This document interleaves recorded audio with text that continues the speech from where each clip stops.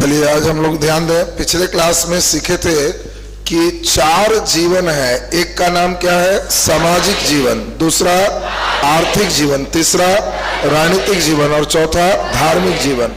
इन सभी जीवन के निरंतरता और परिवर्तन, इसी को हम लोग क्या कहते? इतिहास कहते। तो परिभाषा तो हम लोग लिख चुके थे, अब आज नोट करेंगे। पिछले क्लास में समझे हुए थे, आज लिखते हुए बढ़े। नीचे लिख दीजिए सामाजिक जीवन। सामाजिक जीवन, नीचे लिखिए सामाजिक जीवन।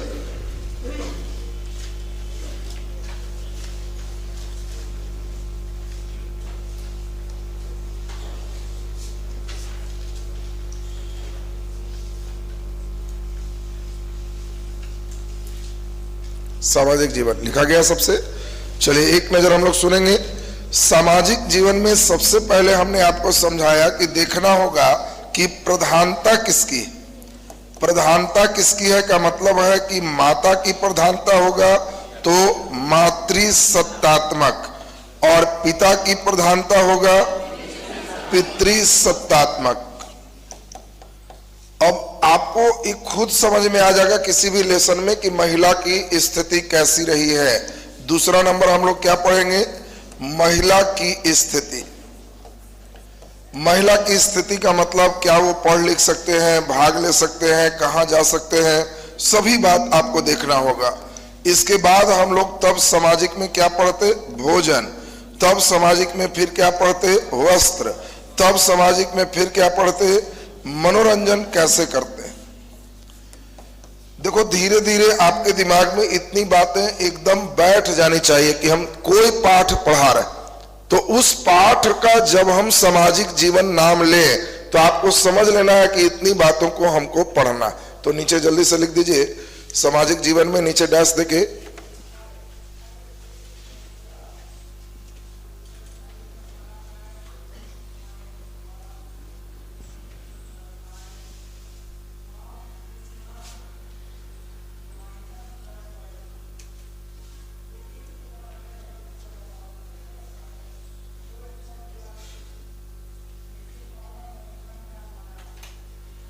उसको नोट कर लिए। जब हम सामाजिक जीवन बोले तो सबसे पहले उस चैप्टर में सोचना है कि प्रधानता किसकी है, फिर सोचना है महिलाओं की स्थिति कैसी है, फिर सोचना है कि भोजन कैसा करते थे, तब सोचना है वस्त्र कैसा पहनते थे, और तब चलना है कि मनोरंजन के लिए क्या करते थे।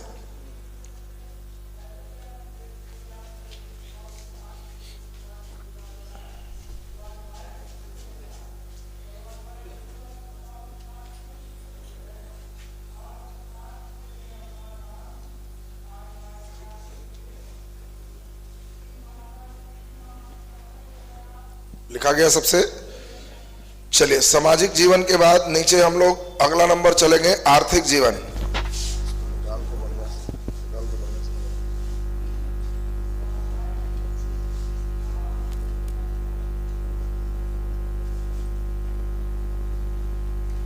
सभी लोग एक बार समझेंगे और तब हम आपसे स्टेप चलेंगे। दूसरे जीवन का नाम हमने क्या दिया? आर्थिक जीवन। नाम से ही क्लियर है। आर्थिक माने क्या होता है? आर्थिक मतलब क्या हुआ? रुपया पैसा। तो इसमें सबसे पहले होगा अर्थव्यवस्था का आधार।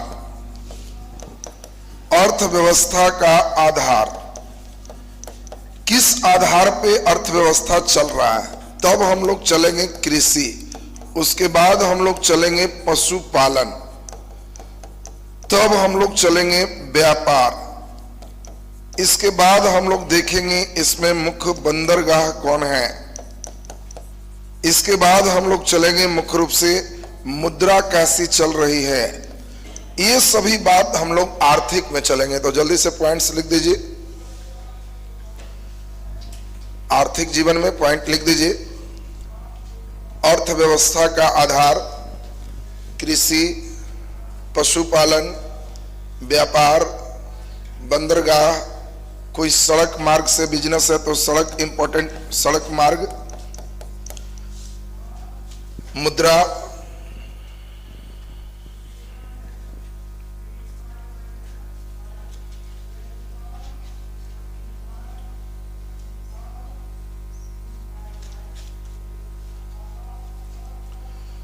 चलिए, आर्थिक जीवन भी आपका हो गया कि आर्थिक जीवन में हम लोग इन पहलू को देखेंगे। बोलिए, आर्थिक जीवन के बाद अगला नंबर हमारा क्या होगा? राजनीतिक जीवन। तो नीचे लिख दीजिए राजनीतिक जीवन। राजनीतिक जीवन, राजनीतिक जीवन। राजनीति में सबसे पहले हम लोगों को दो बात समझना होगा। एक, प्रशासन कैसा है, प्रशासन कैसा है। ये प्रशासन सेंट्रलाइज है, केंद्रीकृत है, या यह प्रशासन डिसेंट्रलाइज है, विकेंद्रीकृत है। केंद्रीकृत है या विकेंद्रीकृत है, ये प्रशासन हो जाएगा। दूसरा नंबर राजनीतिक जीवन में हम लोग देखेंगे क्षेत्र का विस्तार कहां तक है। तीसरा नंबर हम लोग खास देखेंगे कौन कौन युद्ध लड़ा गया है। चौथा नंबर हम लोग देखेंगे खास राजत्व का सिद्धांत क्या है। राजत्व का सिद्धांत क्या है।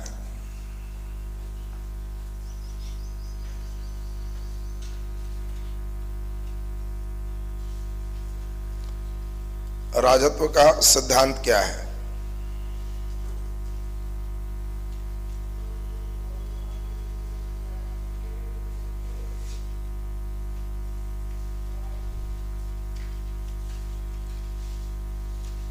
राजत्व का सिद्धांत। चलिए, इसके बाद लास्ट वन बोलो, हम लोग क्या चलेंगे?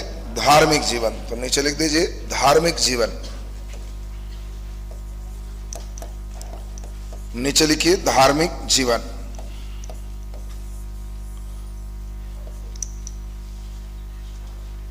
धार्मिक जीवन।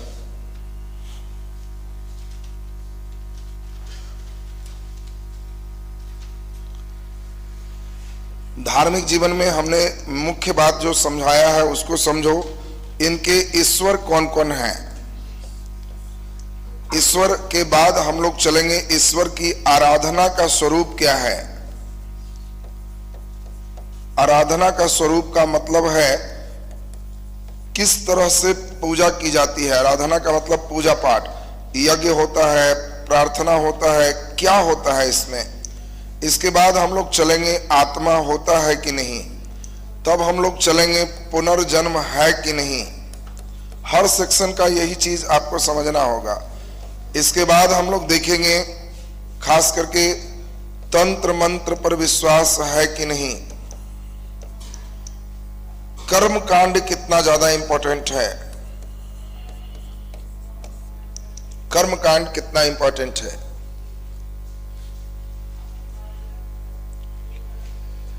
चलिए, इसको लिखने के बाद 1 मिनट हम लोग इसको बढ़िया से समझेंगे। ये इतिहास का रीढ़ है। जो जिस बच्चे के अंदर इसकी संकल्पना अच्छी होगी, गारंटी है उसका इतिहास बढ़िया होगा। जो बच्चा ये सब बात नहीं समझ रहा हो तो हिस्ट्री कभी उसका अच्छा नहीं हो सकता। हिस्ट्री बढ़िया करना है कि सब परीक्षा में बन जाए, तो तुम्हारे पास कुछ स्ट्रक्चर है, उसी स्ट्रक्चर पर चलना होगा। चाहे जो लेसन हम कुछ भी पढ़ाएंगे तो तुमको इतनी बात उस लेसन में सोचना हो कि आजकल क्या चल रहा। अब जरा ध्यान से सुनोगे, सभी पे हल्का एक नजर आपको दे दे तो पिछले दिन तो डिटेल दिए थे, आज हल्का समझे।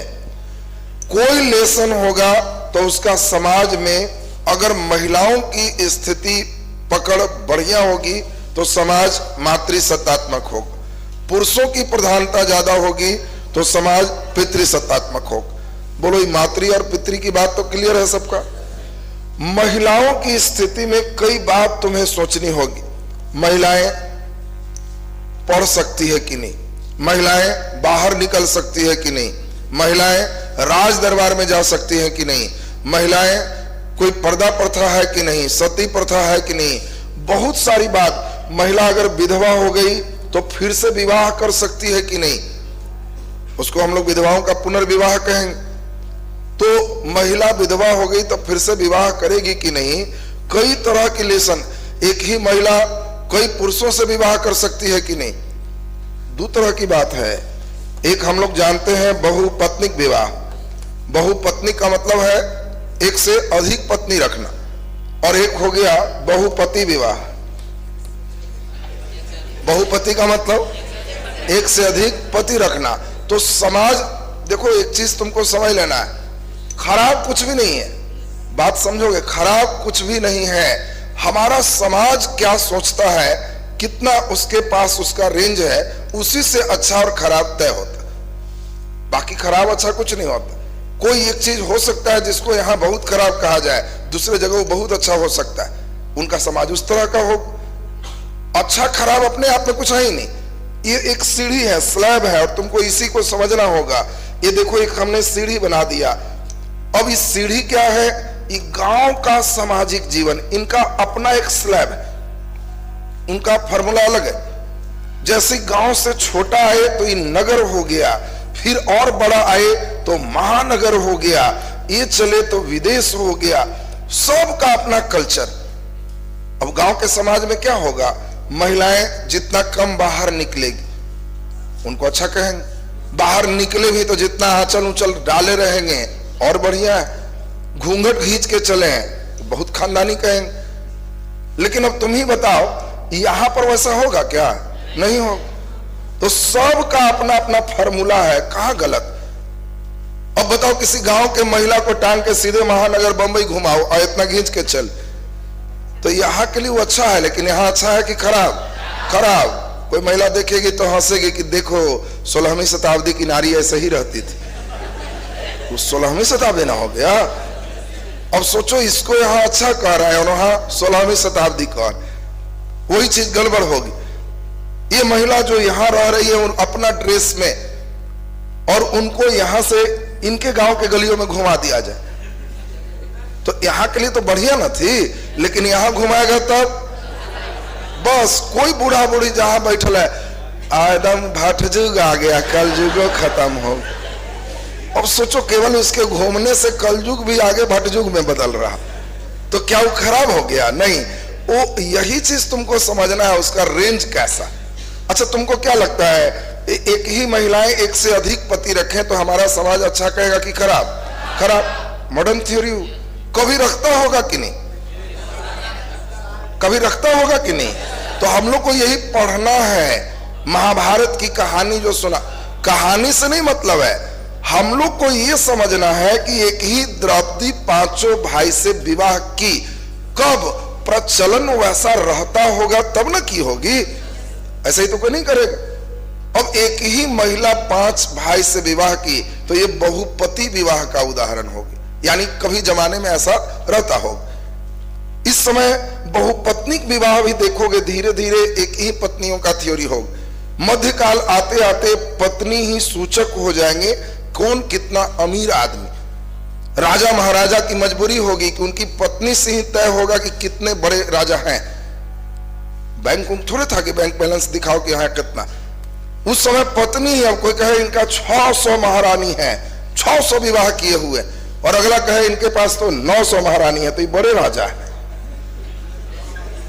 अब राजा महाराजा जितना अधिक पत्नियां, फॉर्मूला बदलते रहता है स्लैब, पत्नियां ही सूचक होते थे कि कितने बड़े राजा। पत्नियों के लिए अलग से एक पूरा मंत्रालय होता था, अलग विभाग होता था।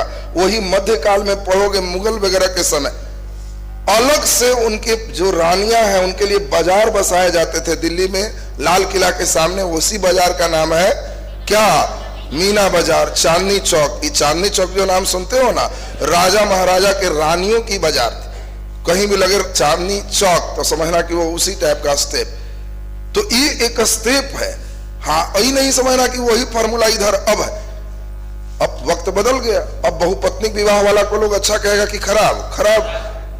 अरे गांव का कोई व्यक्ति अगर एक विवाह छोड़ के दूसरा विवाह कर ले और फिर तीसरा कर ले, कितना अच्छा अमीर आदमी है, कितना बड़ा आदमी, गांव में बड़ा ही होगा उसका? नहीं। कोई पूछेगा कि फलना बाबू कैसन है, मारा खत्म आदमी है, 3 गो तो ब्याह खेले।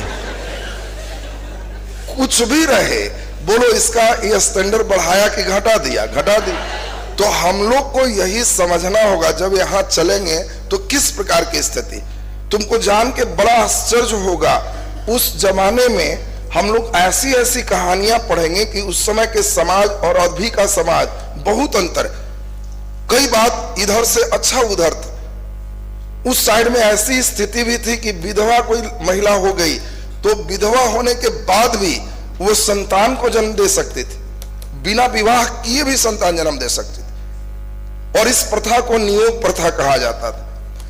अब देखो तुमको धीरे धीरे टर्म आएगा कि इस काल में विधवाओं को नियोग का अधिकार था। तो नियोग मीन्स क्या हुआ, किसी की पति मर गए तो लोग समाज उसको कहेगा कि बेचारी जिंदगी कैसे गुजारे, तो इसके पास दो ऑप्शन, या तो कहीं विवाह कर ले, तो विवाह भी अलाउ था, हो सकता था, या दूसरा नंबर अगर वो कहीं विवाह नहीं कर सकती तो वो चाहती है तो एक संतान उत्पत्ति के लिए किसी पर पुरुष के साथ रह सकती, उसको समाज खराब नहीं कहेगा। विधवा को कोई संतान भी हो गया तो लोग समाज में कहेगा अच्छा हुआ, जीवन के आधार बेचारी को मिल गई।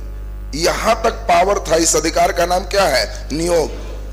तो देखिए ये जो सिस्टम है, हम लोग पूरे कहानी सुनेंगे तो उस कहानी में लगेगा कि वो यहां पे ये स्टेप, तो ये एक इंपॉर्टेंट बात हम लोग को यहाँ पे चलना होगा। तो खैर ये तो धीरे धीरे इतिहास चलेगा, पूरे स्टेप समझना है। इस जीवन को कौन जीवन कहेंगे, सामाजिक जीवन। दूसरा नंबर का बोलो नाम क्या है, आर्थिक। अर्थव्यवस्था का आधार। जो भी बच्चे पढ़ रहे हो, तुम्हारे घर में जो अर्थव्यवस्था चल रही है, हर बच्चे का आधार अलग अलग। किसी के यहाँ भैंस गाय होगा तो पशुपालन, कोई खाली खेती कर रहे होंगे कृषि, किसी का दुकानदारी होगा तो व्यापार है, किसी के यहाँ नौकरी के बल पर तुम पढ़ रहे हो तो यहाँ नौकरी है। अब किस काल में क्या रहा है उस चैप्टर को हम लोग को ध्यान देना हो। फिर कृषि पर ध्यान देना है, कौन कौन फसल है, किसकी खेती होगी, पूरी बात पढ़नी है। बंदरगाह समझते हो, देखिए इसमें खड़ा हो, शांति बनाना। बंदरगाह का मतलब वहां काला मुंह वाला बंदर कि लाल मुंह वाला बंदर, तुमको जो लगे। बंदरगाह काला मुंह के बंदर की लाल मुंह के, काला मुंह वाला बंदर। अच्छा बैठ जाओ, अच्छा एक से पूछ ले, तू बताओ बंदरगाह वाले क्या समझे, काला मुंह के बंदर रहेगा कि लाल मुंह वाला, बोल गेस करना रे। कैसन बंदर, या बस अड्डा, हवाई जहाज उड़ेगा तो एयरपोर्ट, उसी तरह पानी वाला जहाज खोलेगा तो बंदरगाह। अरे अब तुम ट्रेन पकड़ने जा रहा है, कोई पूछ रहा है कहां जा रहे हो, एयरपोर्ट जा रहे हैं, 4PG आ रही, सब हंसेगा ना कि एयरपोर्ट पर 4PG आती है। एयरपोर्ट का मतलब हुआ हवाई जहाज। उसी तरह बंदरगाह का मतलब पानी वाले जहाज खुलने का जगह। इनमें लाल मुंह और काला मुंह वाला बंदर नहीं रहता।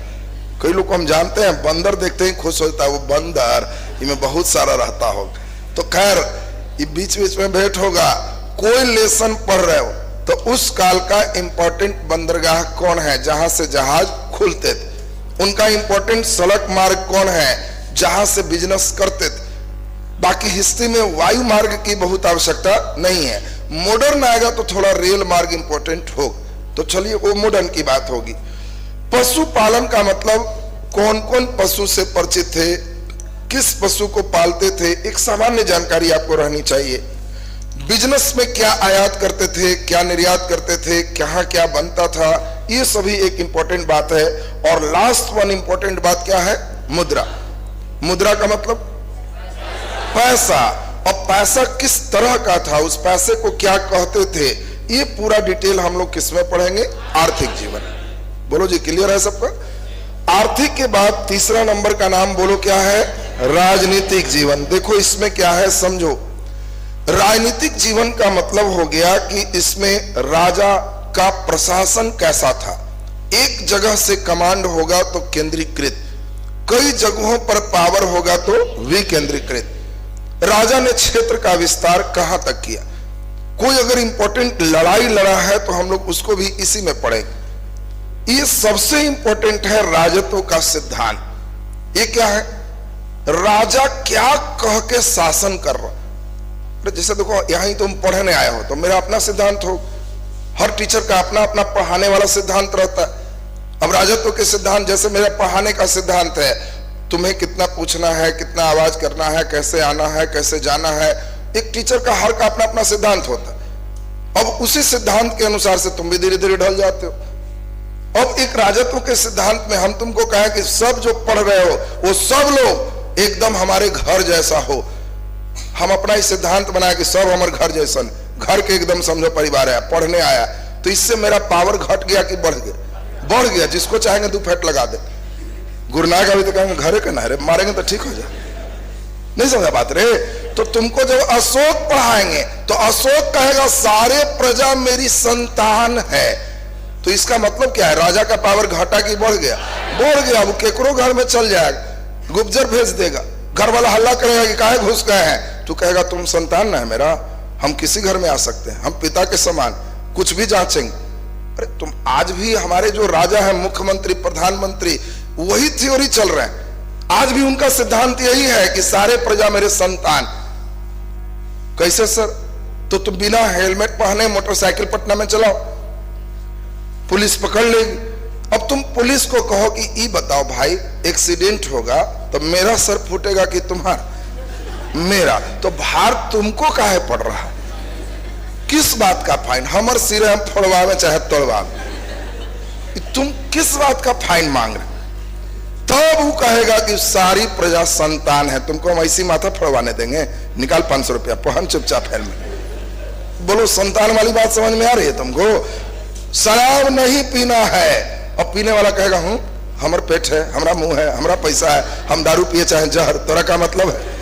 तो उधर से नीतीश कुमार कहेंगे सारी प्रजा संतान है, पीने से खराब होता है किडनी फेफड़ा, ना नहीं पियो। देखो ये राजत्व का सिद्धांत। सरकार क्यों शराब मना कर रही है? सरकार क्यों हेलमेट पर रोक लगा रही है? तो उनका अपना प्रिंसिपल है कि जो प्रजा लोग हैं हमारी संतान, हम इसका देखभाल करेंगे, इसका कोई खराबी नहीं होने देंगे। अब तुम अनाउंस करोगे कि आज हम फलाने जगह जहर पीने जा रहे हैं, तो क्या तुमको लगता है कि तुमको सरकार पीने देगी? नहीं। तुम अनाउंस करके खाली जाओगे कि हम आज यहाँ जहर पिएंगे, मालूम चलेगा पुलिस आ गई पकड़ रही है, तुम कहोगे भाई प्राण मेरा, जहर के पैसा हमरा, तो हम एक पी ले चाहे जे करें, तुमको काहे भार पड़ रहा? तो वहां राजत्व थ्योरी देखो सेम आ जाए।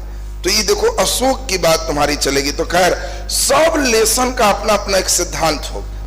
वो राजा क्या चाहता है, प्रजा से कैसे डील कर रहा है, तो उसको हम लोग को समझना होगा कि कैसन अच्छा राजा है कि खराब राजा है, नेचर उनका क्या है। तो ये लेसन में तुम्हारा क्लियर हो जाएगा। और लास्ट वन क्या है? धार्मिक जीवन। देखो इसमें क्या है, तुम लोग अब तक क्या किया है, जो बच्चे परीक्षा की तैयारी कर रहे हो वो बौद्ध धर्म, तो खाली बैठ के झांक मारा है सारी चीज पर। जन्म कब हुआ, ज्ञान प्राप्ति कब हुआ, पत्नी कौन थी या बेटा बेटी कौन था, मरा कब, खत्म। ये सब नहीं है इतिहास। ये सब तो ठीक है, एक पार्ट हो गया। तुमको ध्यान रखना है कि गौतम बुद्ध ने आत्मा के बारे में क्या कहा, ईश्वर के बारे में क्या कहा, तंत्र मंत्र पर क्या कहा, पूजा पाठ की विधियां क्या बताई, और उन्होंने पुनर्जन्म के बारे में क्या बताया, कर्म कांड के बारे में क्या बताया। कर्म कांड समझते हो?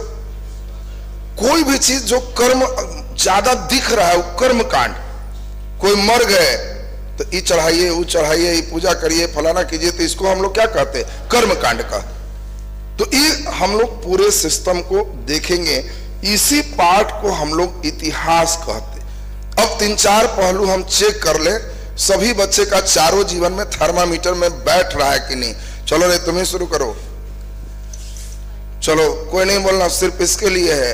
एक व्यक्ति क्या कर रहा है, मोटरसाइकिल का रेस लगा रहा है, तो वो कौन सा जीवन का अंग होगा? सामाजिक, आर्थिक, धार्मिक, राजनीतिक? कोई नहीं बोलेगा। हमें चाहिए तुम्हारा दिमाग में स्ट्रक्चर है कि नहीं। कॉपी से हमको मतलब नहीं है।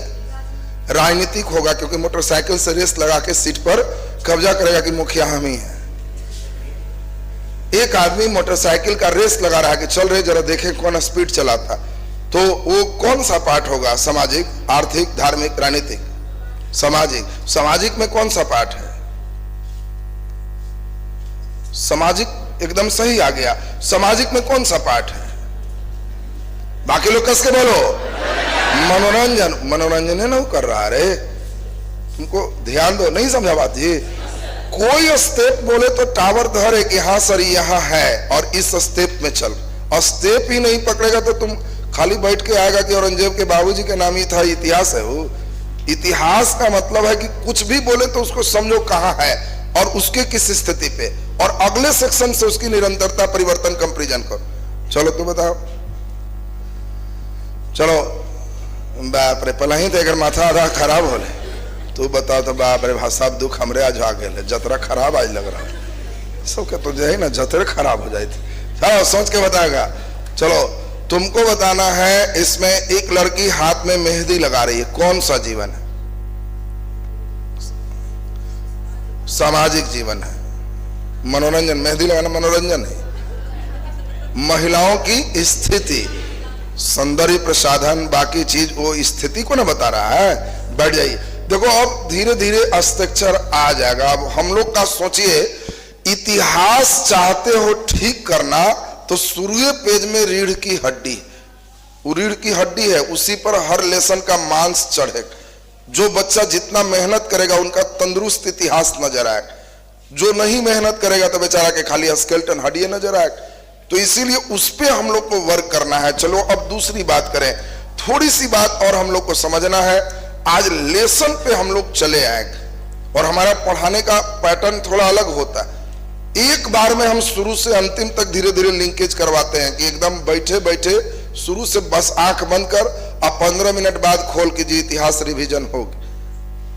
कब होगा? जब हर पार्ट के सिस्टम को तुम चयन करोगे, लिंक करोगे, ऐसा नहीं होगा। तो जरा देखिए पहले एक दो बात।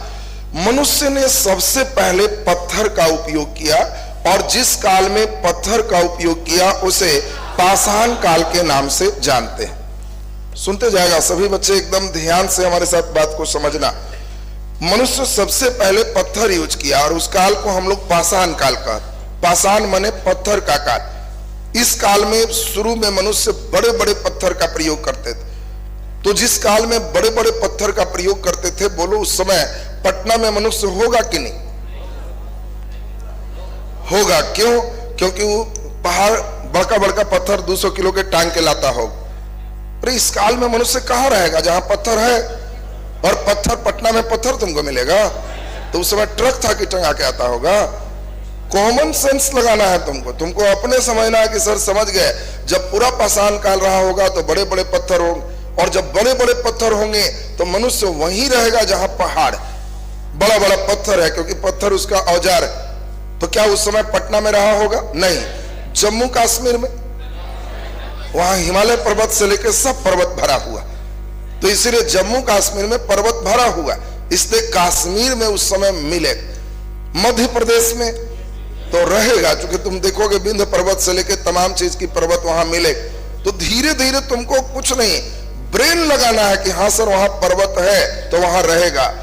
मनुष्य धीरे धीरे पहला नंबर एक धातु का प्रयोग किया जिसका नाम है तांबा। आपसे पूछा जाएगा बताओ मानव ने सबसे पहले किस धातु का प्रयोग किया? तांबा का। और इसीलिए इस काल को हम लोग कहते हैं ताम्र पाषाण काल। इस काल का नाम क्या है? ताम्र पाषाण काल। ताम्र मने तांबा, पाषाण मने पत्थर, दोनों यूज होते थे। धीरे धीरे मानव ने टीन का खोज किया और तांबा और टीना को पिघला करके कांसा बनाया, और तब कांसा बनने के समय जो युग है उसको हम लोग कांस्य युगीन के नाम से जानते हैं। इस युग का नाम क्या है? कांस्य युगीन। बाद में मानव ने लोहा का खोज किया और इस युग को हम लोग कहते हैं लौह युगीन। और यही इतिहास है, हम लोग को यही बात सीखना। देखो पहले धीरे धीरे स्टेप चलोगे। सबसे पहले मानो पत्थर का उपयोग किया, उस काल का नाम क्या है? पाषाण काल। पहला धातु कौन है? तांबा। इसलिए हिंदू धर्म में तांबा को पवित्र माना जाएगा। तांबा से जल चढ़ाइए, तांबा का बर्तन यूज होगा, ज्यादा पवित्र होगा। पहला धातु है जो यूज हुआ। और तांबा वाले काल को क्या कहोगे? ताम्र पाषाण। तांबा में टीना मिलाने से क्या बनता? कांसा। उस युग का नाम क्या है? कांस्य युगीन। अंतिम में लोहा आया और इस युग का नाम है लौह युगीन। बोलो ये पहला स्टेप एकदम क्लियर हो गया? नीचे लिख दीजिए डैश देके, नीचे डैश दे दीजिए और इस पूरे स्ट्रक्चर को उतार लीजिए। इस सबको उतारना है, पूरे स्ट्रक्चर आपके दिमाग में बैठना चाहिए।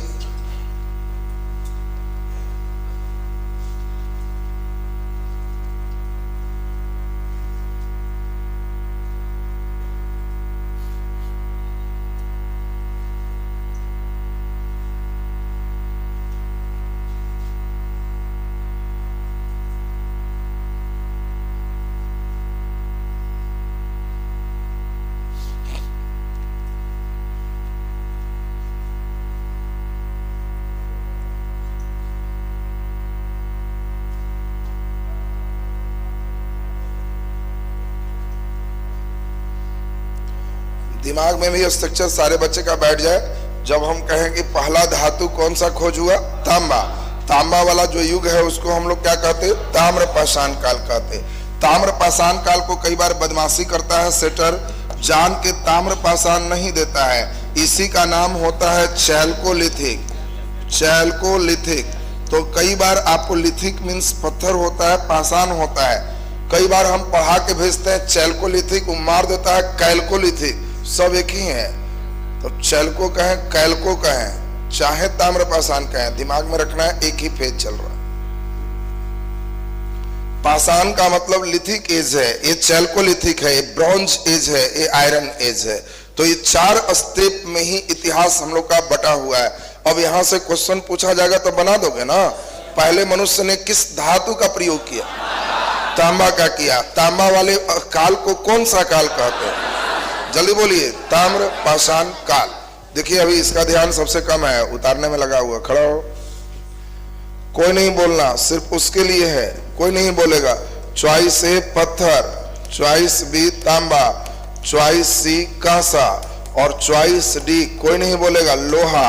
और आपसे क्वेश्चन पूछे मानव ने सर्वप्रथम प्रयोग किया, किसका प्रयोग किया, कोई नहीं बोलेगा। हम कहा क्वेश्चन यही है, पत्थर। बैठ जाओ, पत्थर बोलता है जी, बोलो पत्थर बोली, सही है, सही है, बैठ जाइए। बोलो तांबा की पत्थर, पत्थर बिल्कुल सही है। नालायक लड़के क्या करता है, तांबा मार के आता है, उस सेठ बनेले रहता है। अब सेठ में नालायक को भेंट होता है सर्वप्रथम किस धातु, इमें धातु ये गायब कर दिया रे मूर्ख, इमें धातु कहाँ लिखा। और देखो धर लिया एकदम एल्टीना लगाया, यही परीक्षा में चाहिए।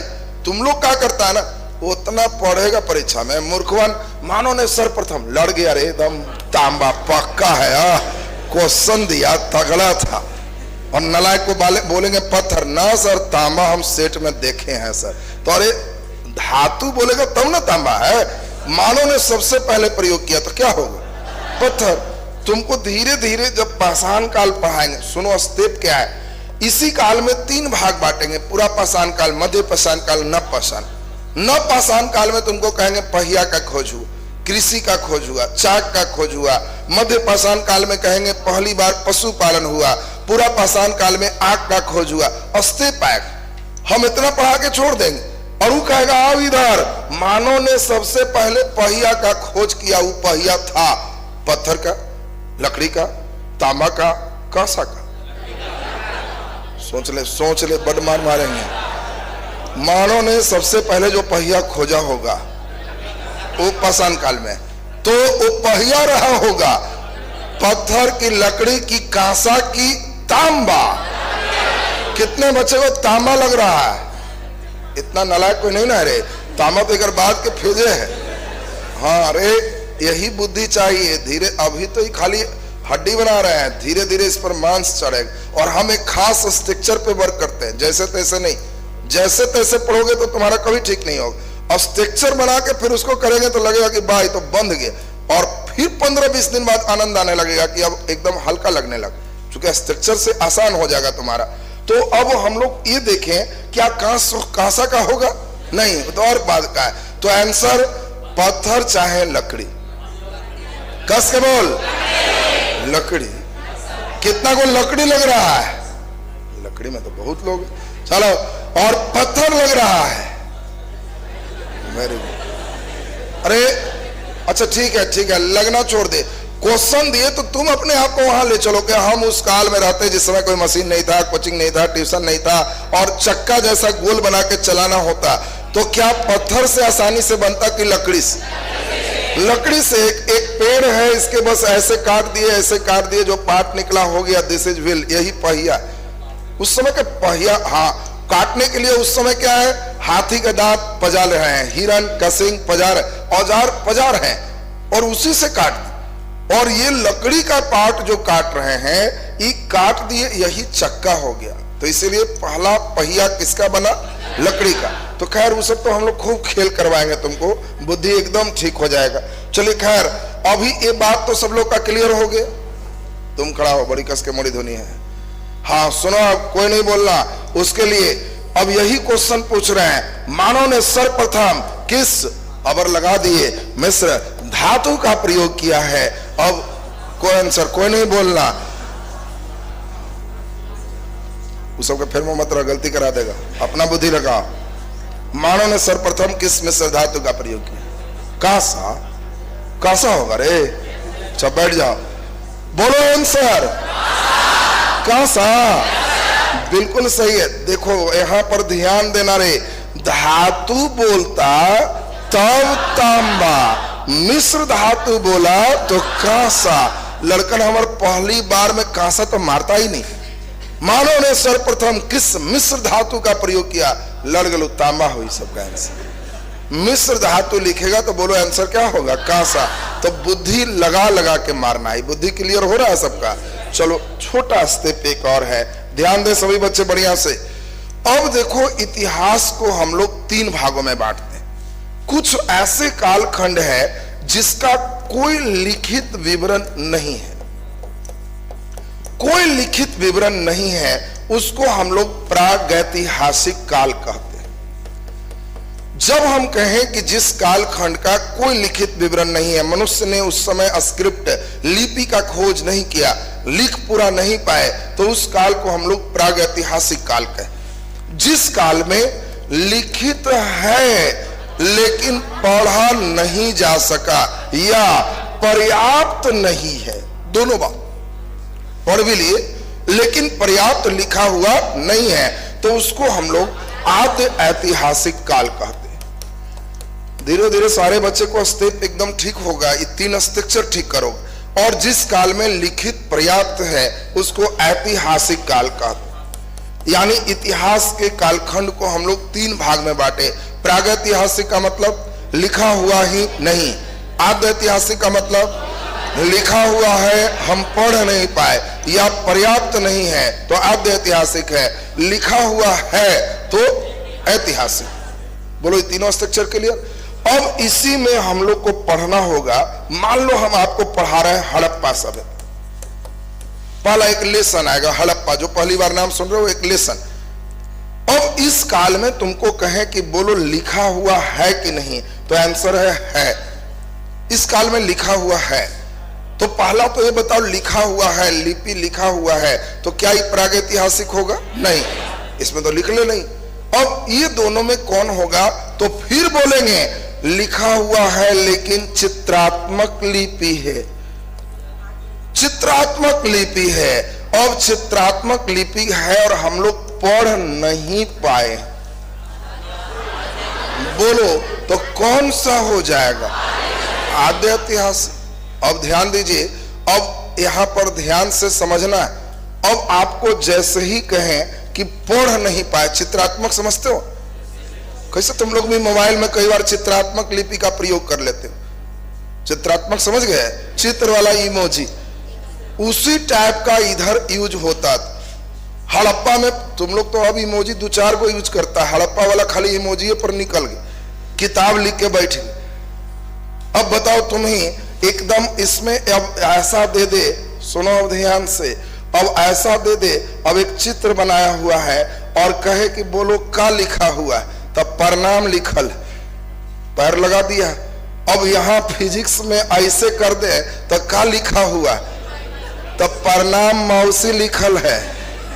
अब म्यू चित्र ना है जी, तो अब तुम ऐसा ऐसा वेराइटी अपन मौसी के भेजेगा म्यू एंड सी और कहोगे फिजिक्स के रूप में प्रणाम स्वीकार करें, तो इस चित्रात्मक लिपि पढ़ पाएंगे? नहीं पढ़ेंगे।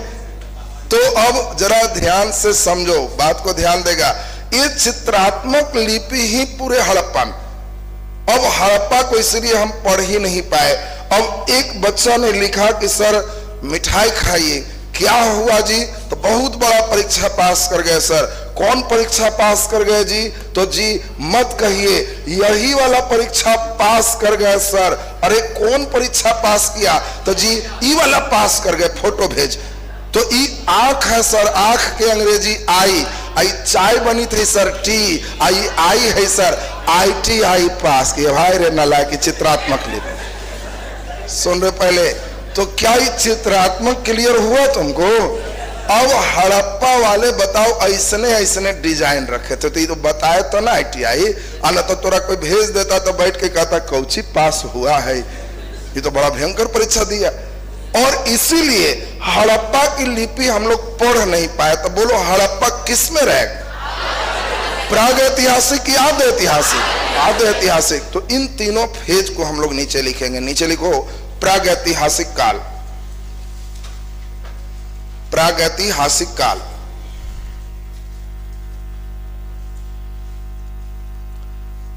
प्राग ऐतिहासिक काल।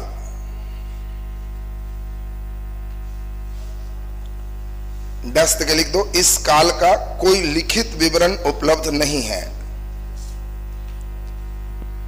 इस काल का कोई लिखित विवरण उपलब्ध नहीं है।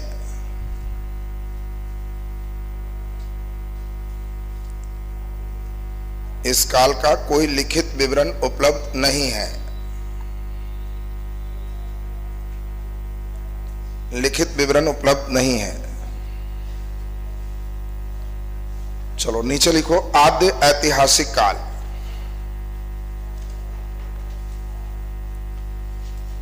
आद्य ऐतिहासिक काल।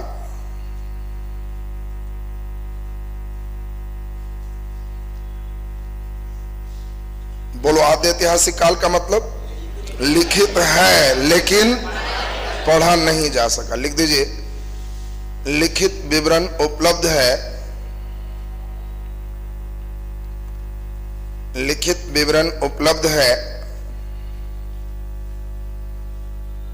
परंतु या तो अपर्याप्त है, या तो अपर्याप्त है,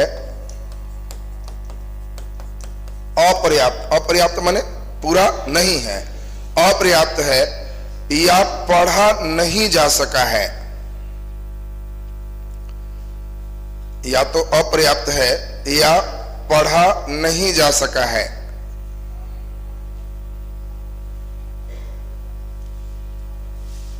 अपर्याप्त है या पढ़ा नहीं जा सका है। नीचे लिख दीजिए ऐतिहासिक काल। नीचे ऐतिहासिक काल। ऐतिहासिक काल, ऐतिहासिक मीन्स क्या हो गया? Very good. लिखिए लिखित विवरण पर्याप्त उपलब्ध है।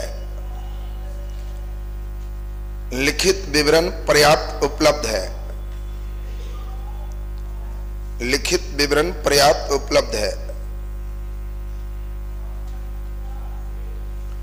लिखित विवरण पर्याप्त उपलब्ध है। पहले सारे बच्चे बताओ, तीनों सेक्शन क्लियर हो गया। जिस काल का लिखित विवरण ही नहीं है, प्रागैतिहासिक है लेकिन पढ़ नहीं पाए, आद्य ऐतिहासिक। लिखित पर्याप्त है, ऐतिहासिक। सबसे पहले पत्थर, पत्थर के बाद तांबा, तांबा के बाद कांसा, कांसा के बाद लोहा। ये स्टेप बैठ गया सबका। अब यहां से हम लोगों को ध्यान देना है कि इतिहास को हम लोग तीन काल खंडों में बांट कर देखते हैं। क को हम लोग देखते हैं प्राचीन भारत, और ख को हम लोग देखते हैं मध्यकालीन भारत, मध्यकालीन भारत, और ग को हम लोग देखते हैं आधुनिक Bharat, modern history, modern India. तो देखिए जरा ध्यान से, हम लोग इतिहास में तीन स्टेप पढ़ेंगे, एंशिएंट, मिडाइवल एंड मॉडर्न। और पहला नंबर का नाम क्या होगा? प्राचीन। दूसरा नंबर का नाम मध्यकालीन, और तीसरा नंबर का नाम आधुनिक। और ये तीनों जब पढ़ लोगे तो इतिहास कंप्लीट हो जाएगा। इंपॉर्टेंस की बात करें, सबसे ज्यादा महत्वपूर्ण आधुनिक भारत। जिस समय आधुनिक चलेगा एक भी क्लास नहीं छूटना चाहिए। 60% क्वेश्चन इसी से रहेगा, बाकी 20 इधर से। मतलब हिस्ट्री में अगर 20 क्वेश्चन पूछा है तो 12 पक्का यहां से और बाकी 4 ही इधर से। तो इतना का रेशियो का मार्जिन होता है, 12 यहां और 4 यहां, तब जाके 20 हो। इसलिए सबसे ज्यादा ध्यान की आवश्यकता कहां पे है? आधुनिक पे। लेकिन 4 ही सही है ना, यहां से 4। तो हम लोग टोटल पढ़ते हैं। तो पहले नीचे लिख दीजिए इतिहास,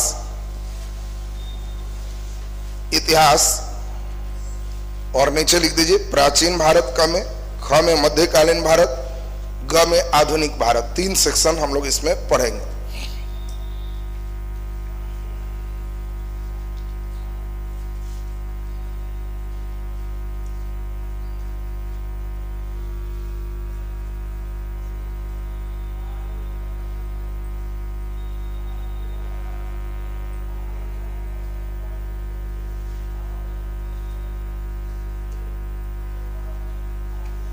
बांट दिए सब कोई।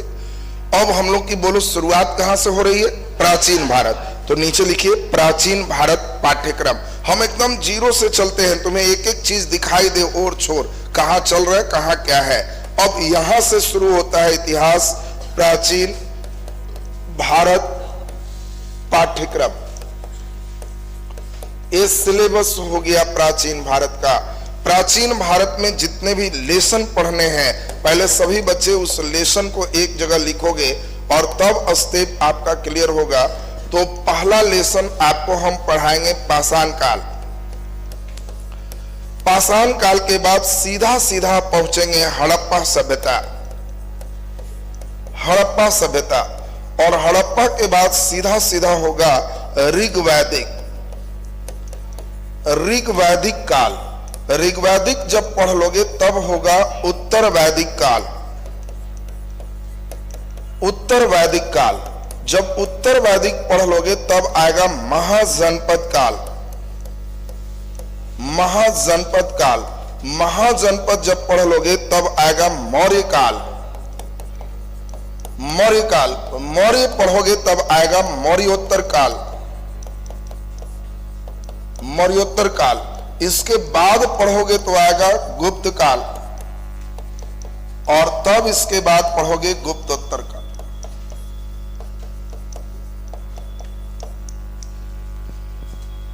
पूरे स्टेप को बनाए।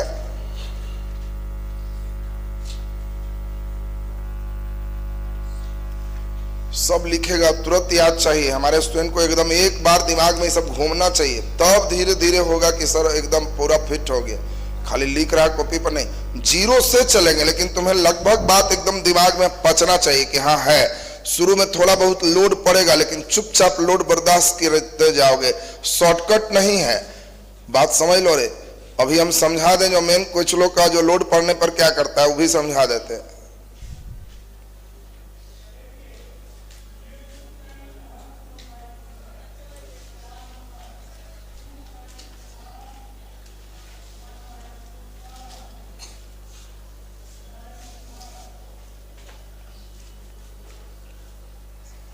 लिखा गया सबसे?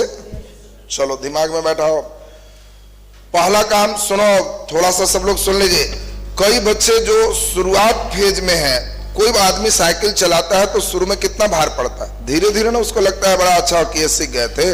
तो उसी तरह रे जो लड़के साइंस से ऑटोमेटिक सोशल साइंस पर है उसको कुछ भार पड़े, लेकिन भार पड़ने का मतलब ये नहीं है कि तुम सोचना कि इधर भार पड़ रहा है तो चले उन्हें एयरफोर्स की तैयारी कर लेंगे और एनडीए के कर लेंगे या चले उन्हें मेडिकल कर लेंगे। सब जगह उतने दर्द, चाहे 100 किलो प्याज काटो चाहे 100 जूता खाओ, दर्द बराबर है। अब कई लोग को नालायक न इधरे रहता न उधरे रहता है। सुन लो पहले एक बात इंपॉर्टेंट। एक आदमी को कहा गया कि तुमको पनिशमेंट मिलेगा, या तो 100 किलो प्याज काट न तो 100 जूता खाओ, जो होगा कंटिन्यू होगा, छोड़ दोगे फिर शुरू से हो जाएगा। तो उसने कहा कि कहने की बात है, जूता कौन खाएगा, प्याज काटेंगे। उसको 100 किलो प्याज दिया, काटने बैठा, 10 किलो के बाद आंसू तेज हो गए। 20वां किलो होते होते आंख में जलन शुरू हो गया और देखा अभी 80 किलो। तो 21वां किलो काटते समय सोच रहा है कि इससे बढ़िया जूता था, अब तक तो क्लियर हो गया होता। और 21 किलो काटने के बाद वो पटक दिया अपना काटने वाला और कहा कि ना जूते ठीक, छोड़ दिए, चला जूता खाने। अब उसको लगा लोग जूता मारने, 20-25 जूता होते होते उसका प्राण निकल रहा है। इतना दर्द तो प्याज में ना था और 25-30 जूता हुआ। लगा छोड़ दो प्याजे काटेंगे, शुरू से दो लेकिन फिर काटेंगे। वो करते करते नालायक 300 किलो प्याज भी काटा, 200-300 जूता भी खाए। ये तुम पर कह रहे हैं कि कई गदावन चलेगा इधर की तैयारी, अब बीच में लगा ना उधर ठीक था, फिर ये छोड़ दिया पढ़ना, फिर उधर गया, फिर उधर दर्द होगा, आएगा भयंकर फार्मूला, भयंकर नियम, जो दिन दर्द होगा ना उधर ठीक था, फिर वो छोड़ेगा, फिर इधर करते करते न इधरे होता है न इधरे होता है। एक बार सोच ले कि 20 किलो प्याज काटिए दिए हैं, 80 न है, दर्द होगा तो होगा, ये खत्म करेंगे, न तो उधर जाएंगे तो सर बोले हैं फिर शुरू से हो जाएगा। तो ये बतवा तुम्हारे लिए खास करके हम बता दिए कि होश में दिमाग रहे और तब सही चलेगा। चलो अब सुनो, सुनो क्या ठीक से। पहले लेसन सबका क्लियर होना चाहिए। हम जब बोले प्राचीन भारत तो कहना पाषाण काल हड़प्पा, पाषाण काल हड़प्पा, दो गो दिमाग में आया, पाषाण काल और हड़प्पा। ऋग वैदिक उत्तर वैदिक महाजनपद, ऋग वैदिक उत्तर वैदिक महाजनपद, ऋग वैदिक उत्तर वैदिक महाजनपद। मजेदार बात, मौर्य मौर्योत्तर, गुप्त गुप्तोत्तर, यही सिलेबस। पहले तो चैप्टर घूमना चाहिए दिमाग में। नालायक लोग का चैप्टर है पता नहीं रहता था, कब पढ़ेगा? पहले फिर से सुनेगा, पाषाण हड़प्पा, दिमाग में आया, पाषाण हड़प्पा, ऋग वैदिक उत्तर वैदिक महाजनपद, ऋग वैदिक उत्तर वैदिक महाजनपद, मौर्य मौर्योत्तर, गुप्त गुप्तोत्तर। चलो रे खड़ा हो जाओ, खड़ा हो, हम सब पूछते हैं, लेसन एकदम ठीक चाहिए। ये पे पर्दा लगा दे, ले बोल। पहला लेसन बोहनियों पर आफत रे, तो बोहनियों पर आफत के ले। अच्छा बैठ जाओ, चलो उसका पड़ोसी बोल। पाषाण काल, हड़प्पा, ऋग वैदिक, उत्तर वैदिक, महाजनपद, मौर्य मौर्योत्तर, गुप्त गुप्तोत्तर। हर रास्ता एकदम सोचित जाना, समझ ले। जा रहा है तो ऋग वैदिक उत्तर वैदिक महाजनपद, मौर्य मौर्योत्तर, गुप्त गुप्तोत्तर, और अगला दिन तो हर रास्ता गुनगुनाते आना कि एकदम समझ गए। पाषाण काल हड़प्पा, ऋग वैदिक उत्तर वैदिक महाजनपद, मौर्य मौर्योत्तर, गुप्त गुप्तोत्तर। तब होगा कि हिस्ट्री का आनंददायक।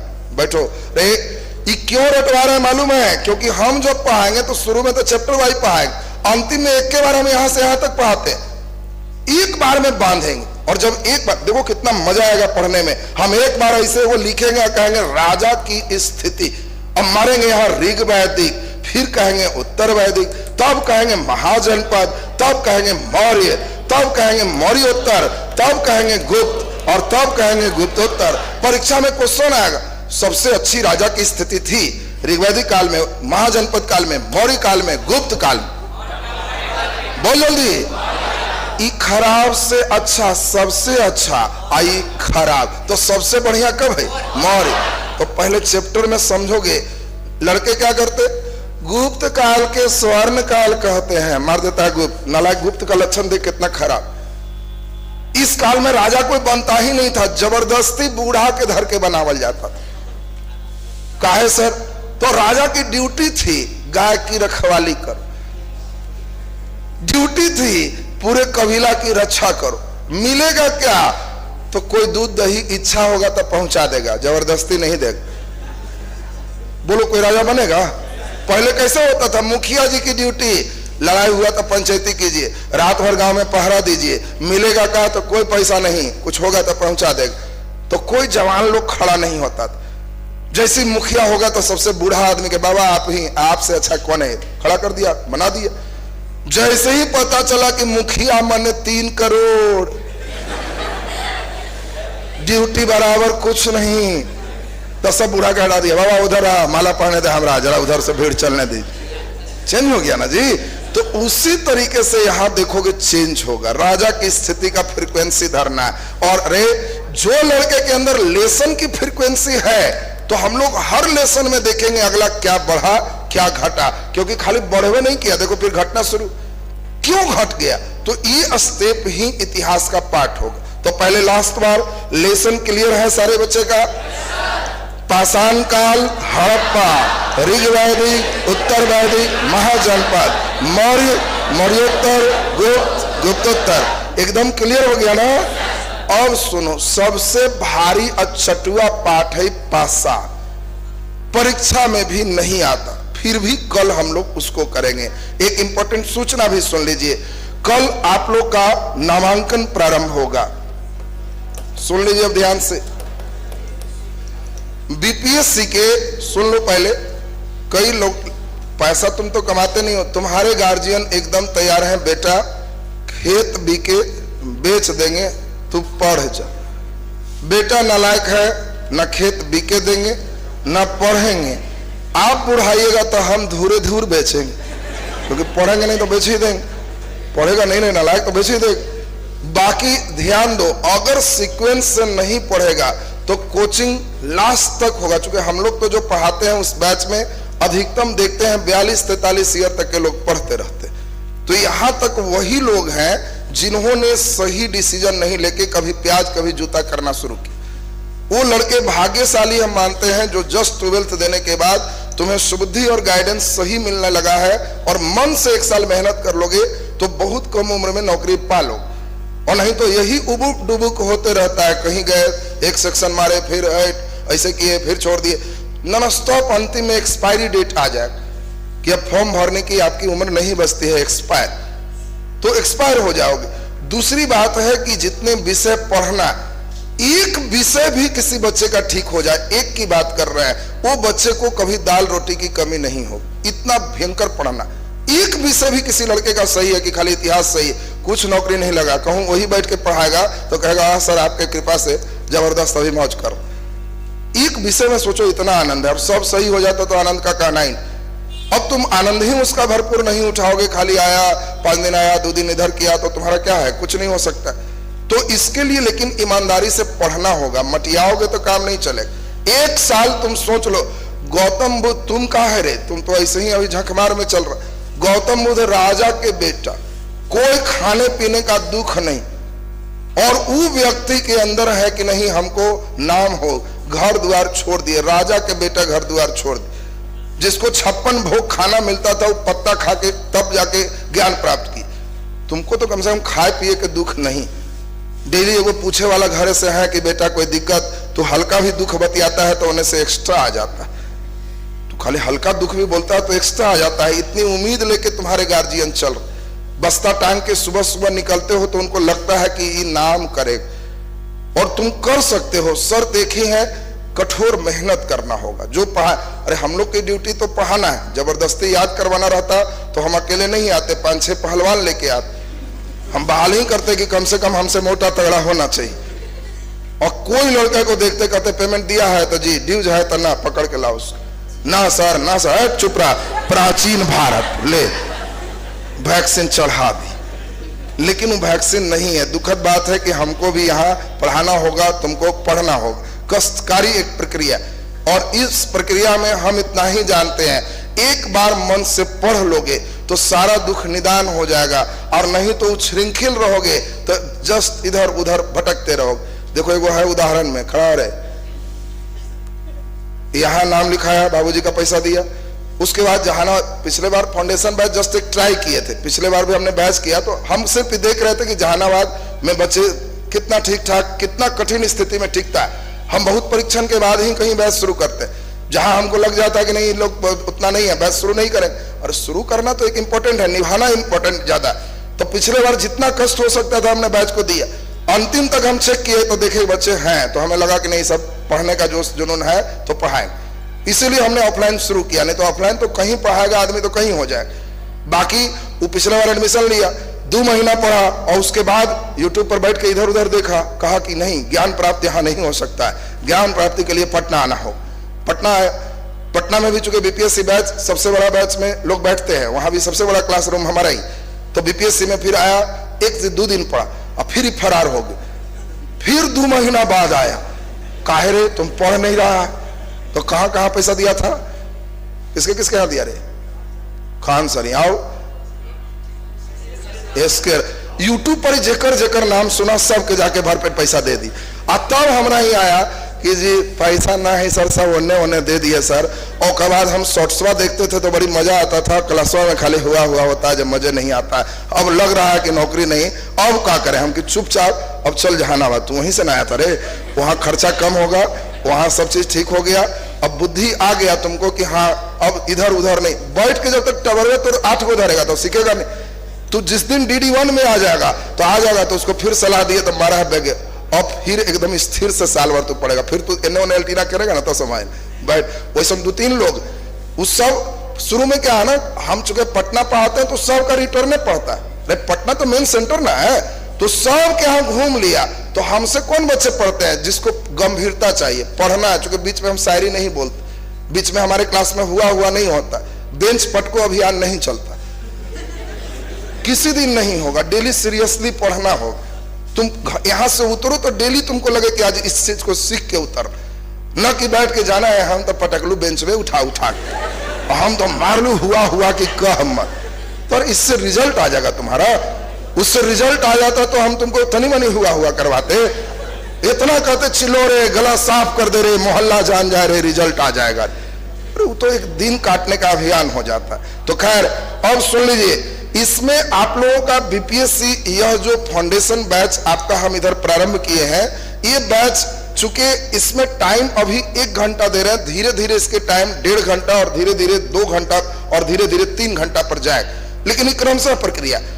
आपका अभी जो टाइम है 7:15, धीरे धीरे उसको एकदम कर देंगे 6:30, 2 घंटे इसमें लेंगे। यहां हम सबसे ज्यादा समय देने जा रहे हैं, इसीलिए जिस साल हम तैयार होते हैं कि इस बैच को बहुत बढ़िया से पढ़ाना है, जनरली बैनर पोस्टर आप विद्या एजुकेशन का देखोगे ही, लेकिन जब हम एकदम तैयार हो जाते हैं कि नहीं बार एकदम ठीक ठाक कर देना, तभी आता। 1-2 बच्चे पूछ रहे थे सर फाउंडेशन में सर ऐसे, अरे उसमें कहीं तुम देखा, हम अपने यहाँ भी नहीं लिखे थे कि मेरे यहाँ फाउंडेशन चल रहा।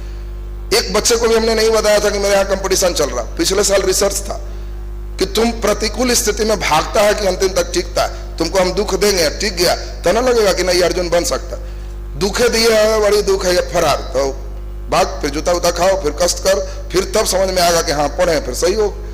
तो इसीलिए, लेकिन इस बार हम जबरदस्त रूप से आपके बीच रहने जा रहे हैं, इसमें कहीं कोई किंतु परंतु नहीं है। इसके साथ दिल्ली से भी कुछ टीचर जो काफी लेवल पे, उनका भी मार्गदर्शन मिलने जा रहा है, जो सामान्यतः बहुत खर्च के बाद उन लोग से भेंट हो। उन लोग ऑफलाइन में जहानाबाद आएंगे, तो इसीलिए उन लोग से भी भेंट होगी तो चार्ज हो जाओगे। उद्देश्य ही सीधे IAS तक बनेगा, गिरते गारते कहीं अच्छे पद पे चले जाओ। ग्रुप डीए सोच के बैठल हो तो नालायक कहां जाओगे, ठिकाना नहीं। और गिरो भी तो एक अच्छा रेंज पर रहो कि हाँ भाई यहां पहुंचे, तो उतना रेंज तुम्हारा आ जाएगा। इसमें फी जो आपका है पूरे GK GS का 12,000 आपका फी रखा गया है, वो तब भी कम है। ये कम इसीलिए है क्योंकि आप जहां रह रहे हो उसके अनुसार से आपको ज्यादा लग रहा होगा। 5 जगह बीपीएससी लिखा हुआ पटना में घूम लोगे तो लगेगा सर सही में कम ले, क्योंकि 12,000 किसी का फी नहीं होता है, इसमें 32,000, 35,000 और 38,000 फी होता है। फिर भी हमने रखा है सिर्फ कल 25 तारीख से आपका एडमिशन शुरू है, कल आप लोगों का ऑफर है, और 25 तारीख को 12,000 नहीं लग के 5,000 फी केवल रखा गया है। 1 साल से कुछ ज्यादा दिन तक क्लासेस चले, अगले साल इसी समय नया बैच शुरू होगा और आपके बैच एंड हो जाएगा। इसलिए 1 साल का ही अभियान है। पटना जो बैच चल रहा है वो 7 से 8 महीना का अभियान, दोनों में अंतर। पटना में लगभग हमारे यहाँ 7800 अभी फी लग रहा है ऑफर के बाद, नहीं तो 12,000 फी वहां भी। तो इसलिए 5,000 आपके फी लगेंगे, आप आराम से 1 साल यहाँ पर पढ़ो। जो बच्चे जहानाबाद ऑफलाइन में यहाँ आएंगे तो उन लोग, ये ऑनलाइन वाले का फी है, उन लोग के लिए हमने रखा है कि उन लोग 4,000 फी होगा। जो लड़के फाउंडेशन पढ़ा है यहाँ उनको केवल 3,000 फी होगा। चूंकि फाउंडेशन वाला का खूब हम खाली दुख दे के चेक कर रहे हैं, हम उसको बोले थे जब पैसा दोगे सब हम घटा देंगे, इस साल पढ़ा कहाँ रहे हैं, इस साल खाली ट्राई मार रहे। तो इसीलिए उन लोग को कुछ नहीं, खाली बस अब मेन पढ़ो। उधर खाली हमने तुमको जो दिया वो बेसिक था। तो जो हमारे फाउंडेशन में रहे वो केवल 3 देगा, फाउंडेशन का रसीद देगा, फुल पेड है, मिजाज से पढ़ेगा। बाकी जो भी बच्चे हैं कल आपका केवल 4,000 दोगे, आराम से 1 साल पढ़ोगे। कल नहीं लोगे तो ये हर दिन आगे 300 तब तक बढ़ते रहेगा जब तक 12,000 ना पहुंच। माने 26 के आओगे तो ये 4,000 प्लस 300 कितना फी, 43। उसमें हम ये नहीं सुनते हैं कि सर 4 में ना होगा, सर जिस दिन जो फी है तुम्हारा वही लगे, तुमको जितना इच्छा है देने का। अब हम तो प्रिय चला मानेंगे जो कुछ दिन बाद और 15 दिन पढ़ो और हमको उस दिन फी बढ़ के हो जाए 9,000, तो जो देगा वो हमारा प्यारा चला हो कि देखो 4,000 में नहीं एडमिशन करा के 9,000 में कराए थे, तो और बढ़िया बात है। तुम चाहते हो सर को ज्यादा दे, इतना कम क्यों दे, तो 10 दिन बाद एडमिशन कराओ, और अच्छी बात। तो ये डेली 300 के रेट से बढ़ते जाएगा। बोलो बात क्लियर है सबका। कल से लेसन शुरू हो जाएगा, और लेसन कौन होगा, पाषाण काल। नई कॉपी लेके आओगे और कल पढ़ने के बाद आपके नामांकन की क्रिया होगी। बोलो बात क्लियर हो गया सबका ना? चलिए तो आज का क्लास यहीं तक।